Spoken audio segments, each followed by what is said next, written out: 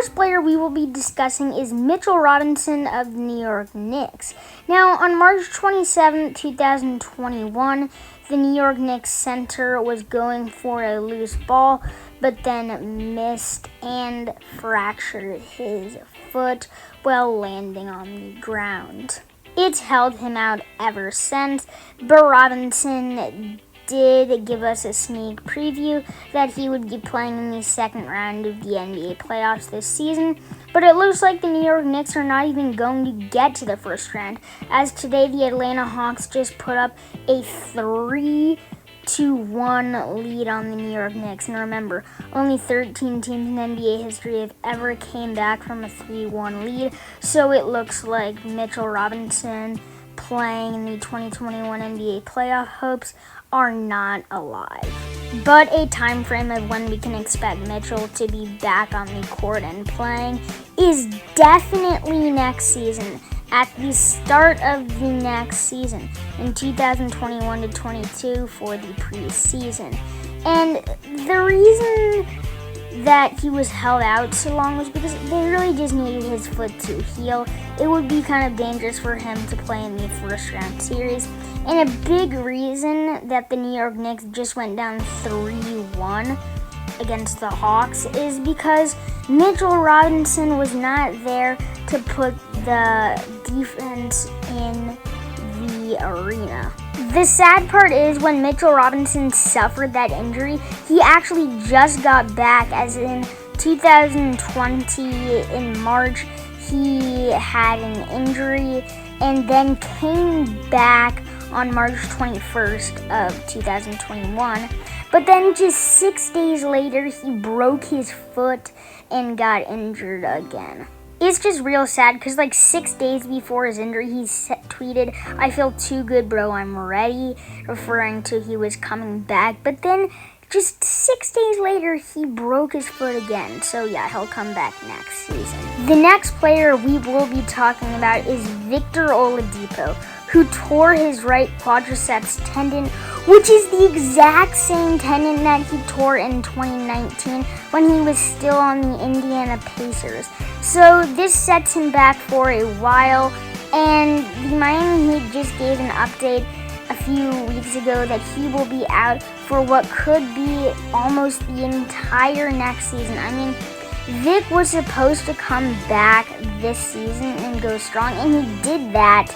And he only got to play 4 games with the Miami Heat before a season-ending injury. I mean, this could be a career-ending injury. This is the same tendon he tore in 2019, making the injury all the more saddening.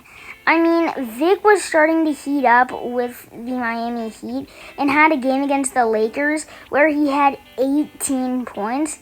But now it looks very grim for Victor Oladipo's future.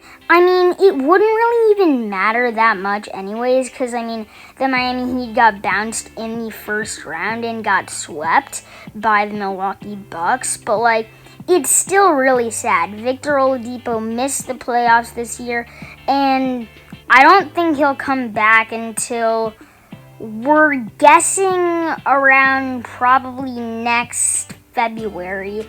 So this injury has just been a very sad thing to see. And Victor Oladipo, he's just gotten injured so much. And I think if he didn't get injured so much, he'd be one of the greatest Miami Heat players and just be one of the best NBA players to ever play this game. The way Vic got this injury was by going up for a dunk, but then he landed on it wrong and has been held out since April 8th ever since. And once we saw the replay, it was even more saddening. Vic went up and then it just came down hard on his right quadriceps tendon. It's honestly one of the saddest things you will see in basketball, and I am praying Vic gets better soon. The next player we will be talking about is Jamal Murray, guard of the Denver Nuggets, who is arguably the second best player on the Denver Nuggets team, or maybe even the best player. But here's how his injury happened. In April of 2021, Jamal Murray tore his ACL in a game versus the Golden State Warriors. The way it happened was that he was going up for a layup against Stephen Curry and the Warriors, but then stretched it the wrong way and was held on the ground on the floor by the basketball hoop. You can take a look at the picture right here. As soon as Jamal Murray went down with the injury, we clearly knew he was in pain. He was almost crying, wiping his tears out, and it was such a saddening moment because Jamal Murray is one of the best players in the NBA. He dominated the 2020 NBA playoffs, and he is a playoff performer. We were really expecting him to come out hot in the 2021 NBA playoffs, but he wasn't able to do that because of this ACL tear that ruined the Denver Nuggets season. Still, though, the Denver Nuggets are tied with the Portland Trail Blazers at 2 in this series, going back to Denver in Game 5. And even though I am a Portland Trail Blazers fan and was a little happy to hear the news that Jamal Murray tore his ACL because we were playing the Denver Nuggets in the series, you still have to feel bad for him. Jamal Murray is one of the best players in the NBA, and like I said, you still have to feel just very saddened for him. Even if you are a Portland Trail Blazers fan or Utah Jazz fan or just a fan of a team that Jamal Murray has killed in the playoffs or just has hit a game winner on or anything. Jamal Murray is one of the best players this league has ever seen, and we'll never forget that. Just the way his crossover, how he handles the ball, and his amazing ability to hit threes and swish every single free throw he attempts while at the line is incredible. We will miss Jamal Murray when he retires, and I am very saddened by this injury, even though I'm a fan of a rival team. The next player we will be discussing is Jaylen Brown. Now, Jaylen Brown played a game versus the Portland Trail Blazers, but dove to the floor and hurt his wrist. And here is the injury that is the official injury that he has been diagnosed with. I mean, I hope I am pronouncing this injury right. I am not a doctor.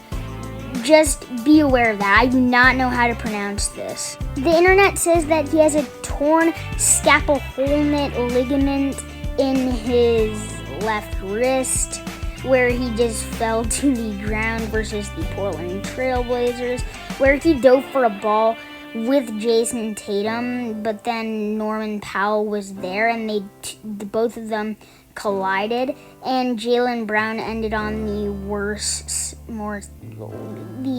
worser side of the injury, as obviously he's out for the rest of the season, while Jayson Tatum is carrying the Boston Celtics, and the Boston Celtics are actually doing okay without Jaylen Brown. Sure, they could be a dark horse contender in the Eastern Conference playoffs with Jaylen Brown, but Jayson Tatum has been leading them to the playoff success and had a game versus the Brooklyn Nets where he put up 50 points in Game 3 to lead the Celtics to a win against Brooklyn. And even though the Celtics would really prefer to have Jaylen Brown out there killing, it is going to be a challenge for the Celtics to keep this up, especially if they make it to the second round, which chances are they won't, because they'll probably face a team like the Milwaukee Bucks or someone who will be able to destroy them in the paint, because there's going to be a big defending the Celtics, like maybe Giannis or maybe Embiid, and Tatum won't be able to handle that. But if they had Jaylen Brown, they would definitely be able to handle that because they have two wings that are dominant around the basket. But I am saddened by this Jaylen Brown injury. It is very, very sad, and all these injuries really are. Anyway, thank you guys for watching. Click subscribe, turn notifications on, like, share, comment, all the good stuff. And as always, I'm your boy, Hyper Basketball, and we're out.